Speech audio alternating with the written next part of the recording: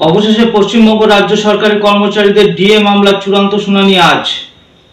DA মামলা পিছিয়ে দেওয়ার কৌশল ভেস্তে গেল রাজ্য সরকারের।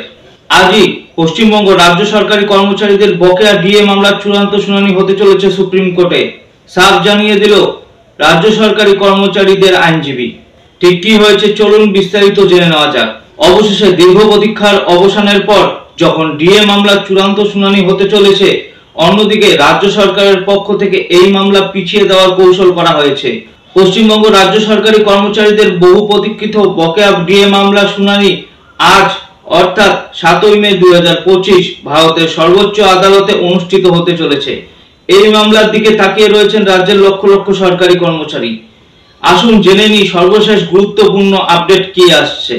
Confederation of state government employees এর পক্ষ থেকে শ্রী মলয় মুখোপাধ্যায় এক ফেসবুক পোস্টে জানিয়েছেন যে আজ অর্থাৎ 7ই মে 2025 তারিখে সুপ্রিম কোর্টের 5 নম্বর কোর্টে 2 নম্বর সিরিয়ালে এই ডিএ মামলা শুনানি হবে।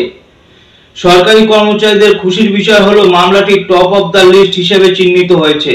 এর অর্থ নির্দিষ্ট সময়েই মামলা শুনানি হওয়ার সম্ভাবনা অত্যন্ত প্রবল। কর্মচারী সংগঠনের প্রতিনিধি শ্রী শ্যামল কুমার মিত্র এবং শ্রী মলয় মুখোপাধ্যায় বর্তমানে এই মামলার জন্য দিল্লিতে উপস্থিত রয়েছেন।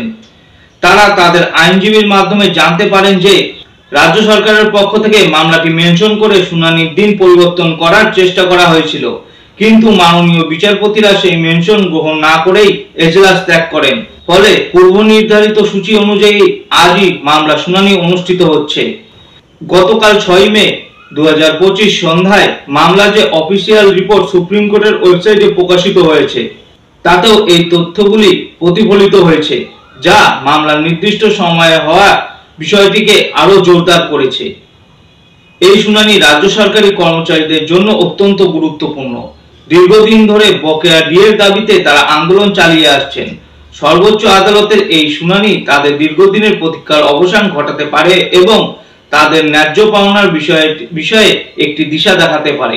আজকের এই শুনানির দিকে তাকিয়ে রয়েছেন রাজ্যের লক্ষ লক্ষ সরকারি কর্মচারী। আশা করা হচ্ছে সর্বোচ্চ আদালত কর্মচারীদের স্বার্থে একটি ইতিবাচক পদক্ষেপ নেবে। তো রাজ্য সরকারি কর্মচারীদের বকেয়া ডিএ মামলা নিয়ে এই মুহূর্তে একটি গুরুত্বপূর্ণ আপডেট। তো রাজ্য সরকারি কর্মচারীদের বকেয়া ডিএ মামলার চূড়ান্ত শুনানি কিন্তু আজ সুপ্রিম কোর্টে হতে চলেছে। তো সুপ্রিম কোর্ট থেকে কি আপডেট আসে নজর রাখতে অবশ্যই আমাদের চ্যানেলটিকে সাবস্ক্রাইব করে পাশের নোটিফিকেশন বেলটি প্রেস করে রাখবেন। পরবর্তী ডিএ সংক্রান্ত গুরুত্বপূর্ণ খবরের আপডেট সবার আগে পেতে এখনকার মতো খবর এ পর্যন্তই। ধন্যবাদ।